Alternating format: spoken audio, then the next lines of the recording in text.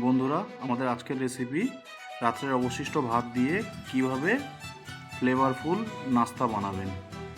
তাহলে আসুন আমরা দেখে নিই আমরা কী কী উপকরণের মাধ্যমে ভাতটা ভাজবো।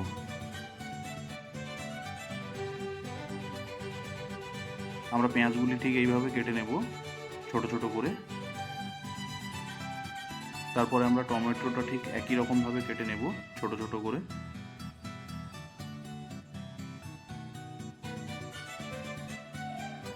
এবার লঙ্কাগুলিকে এরকমভাবে পিস করে নেব। তারপর আমরা গ্রেটার দিয়ে আলুটাকে গ্রেট করে নেব।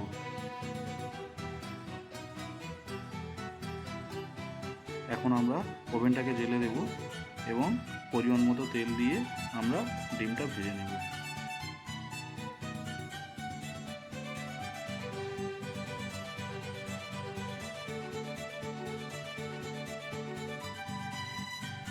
ডিমটা কিন্তু এইভাবেই ভাজতে হবে, এতে হালকা একটু হলুদ গুঁড়ো দিয়ে দেবেন।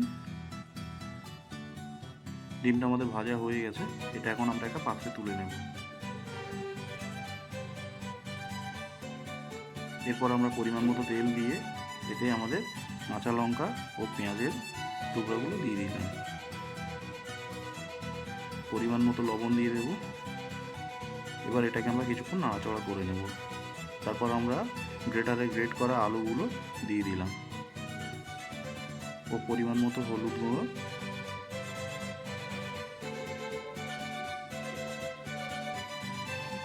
আমাদের কেটে রাখা টমেটোগুলো দিয়ে দিলাম। এবার এটাকে সুন্দরভাবে আমরা নাড়ি চড়িয়ে নেব। দেখতে পাচ্ছেন আলুগুলো অনেকটা সিদ্ধ হয়ে এসেছে। এবার আমরা ডিমের ভাজাটা দিয়ে দেব, দিয়ে আমরা এটাকে কিছুক্ষণ নাড়িয়ে চড়িয়ে নেব। নেওয়ার পর আমরা ভাতগুলোকে এতে দিয়ে দেব। ভাতগুলো এবার আমরা সুন্দরভাবে মাখিয়ে নেব।